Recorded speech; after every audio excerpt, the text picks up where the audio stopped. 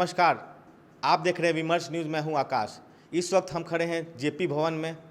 एक समय था जब यह राजनीति और संपूर्ण क्रांति का केंद्र हुआ करता था।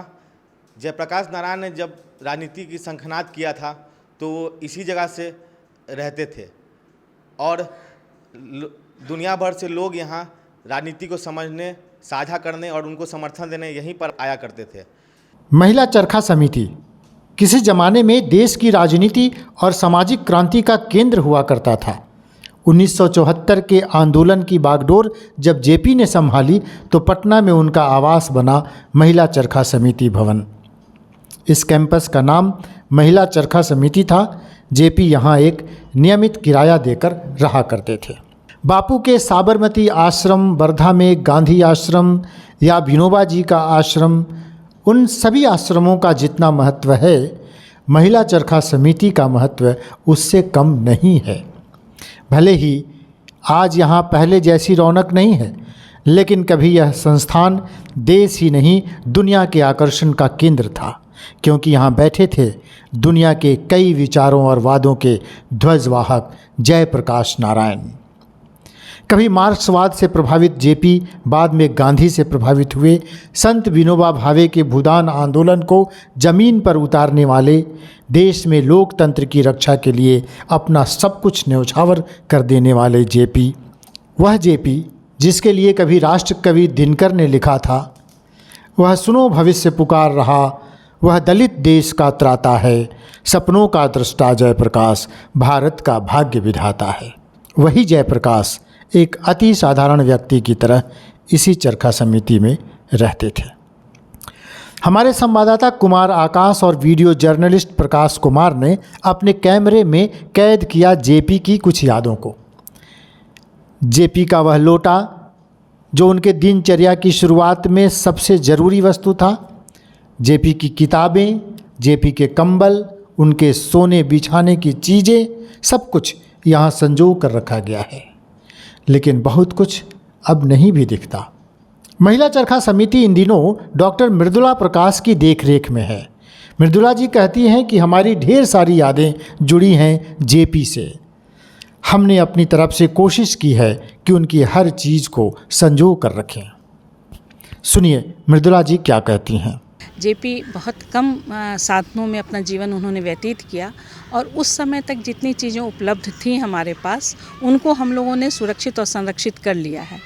क्योंकि बाद में यह संग्रहालय का रूप दिया गया तो बहुत सारी चीज़ें, पहले की चीज़ें बहुत क्षत विक्षत हो गई या बहुत हमारी चीज़ें नेहरू म्यूजियम में चली गई, क्योंकि उस समय यह सोचा जा रहा था कि पता नहीं हम लोग संभाल पाएंगे कि नहीं। उस समय जो लोग इसको देख रहे थे तो ये एक आशंका बनी हुई थी कि यहाँ पर पता नहीं कितनी सुरक्षित और संरक्षित रह पाएंगी सामग्रियाँ। तो बहुत सारी उनकी लेखनी, बहुत सारी चीज़ें चली गई नेहरू म्यूजियम।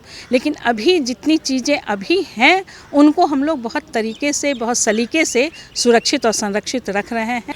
महिला चरखा समिति और इस इलाके का बिहार ही नहीं पूरे देश के लिए बहुत बड़ा महत्व है। लोकनायक जयप्रकाश नारायण ने संपूर्ण क्रांति का जब शंखनाद किया तब वो इसी महिला चरखा समिति में रहा करते थे। तब देश ही नहीं दुनिया भर से लोग उनसे मिलने, उनके आंदोलन को समझने और उनको समर्थन देने यहाँ आते थे। आज यहाँ सन्नाटा पसरा है। देखिए कैमरे में जो कुछ हम कैद कर पाए हैं, उन तस्वीरों से जुड़कर याद कीजिए इतिहास के उस महामानव को जो हमेशा ही हमारे लिए प्रेरणा का स्रोत बना रहेगा। हम आपको बताते चलें कि यहाँ जेपी का अपना स्टडी रूम, बहुत कुछ यहाँ संरक्षित है, बहुत कुछ कहीं और भेज दिया गया। मृदुला जी कहती हैं जेपी की लिखी किताबों, उनकी चिट्ठियों एवं अन्य पुस्तिकाओं और ग्रंथों को भारत के पांडुलिपि कोषागार में सुरक्षित करने की व्यवस्था की जा रही है। हम लोगों ने लोकनायक जयप्रकाश नारायण जी के शोध केंद्र को भी स्थापित किया है और लोकनायक जयप्रकाश नारायण की जितनी पुस्तकें हैं या उन पर लिखी हुई जितनी पुस्तकें हैं उसको हम लोगों ने शोध केंद्र के रूप में परिवर्तित कर उसको समृद्ध बनाने की कोशिश की है। उसमें लोग शोधार्थी आते हैं और वहाँ पढ़ते भी हैं। पुस्तकें हम लोग ले जाने के लिए शोधार्थी को नहीं दे रहे हैं, इशू नहीं करते हैं, लेकिन रेफरेंस बुक में वहाँ पे सभी किताबें हैं, सुरक्षित और संरक्षित हैं।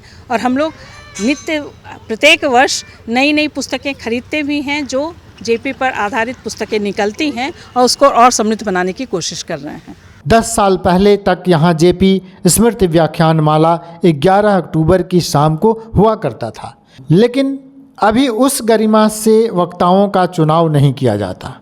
सरकार खर्च तो करती है, लेकिन जेपी स्मृति व्याख्यान को अत्यंत साधारण वक्ताओं के द्वारा रस्म अदायगी के रूप में किए जाने से अब उस दिन भी पटना के लोग उस तरह से यहाँ नहीं पहुँचते। तो क्या जेपी के अनुयायियों ने उनको भुला दिया? क्या जेपी के यादों को विसरा दिया? क्या बिहार के लोगों ने जेपी को याद नहीं रखा? ये नहीं हो सकता। जेपी हमेशा जिंदा रहेंगे। जेपी किसी व्यक्ति का नाम नहीं, जेपी एक विचार का नाम है और विचार कभी नहीं मरते। जयप्रकाश नारायण, उनके विचार हमें हमेशा प्रेरणा देते रहेंगे और हम हमेशा उनके बताए रास्ते पर आगे बढ़ते रहेंगे। आज पुण्यतिथि पर लोकनायक जयप्रकाश नारायण को हम भावभीनी श्रद्धांजलि देते हैं, उन्हें याद करते हैं, उनको शत शत नमन। जेपी आज हमारे बीच नहीं हैं, पर उनके विचार सदैव जीवित हैं और हमारे भारत भूमि का मार्गदर्शन करते रहेंगे। इस वक्त जेपी नहीं है, लेकिन हम उनको श्रद्धांजलि अर्पित करते हैं और उनको नमन करते हुए विमर्श न्यूज़ टीम उनके साथ हमेशा खड़ा था और खड़ा रहेगा। जेपी और उनसे जुड़ी और अपडेट को देखने के लिए आप जुड़े रहे विमर्श न्यूज़ के साथ, और अगर आपने चैनल को सब्सक्राइब नहीं किया तो जल्द सब्सक्राइब कर लें और बेल आइकन दबाना ना भूलें। धन्यवाद।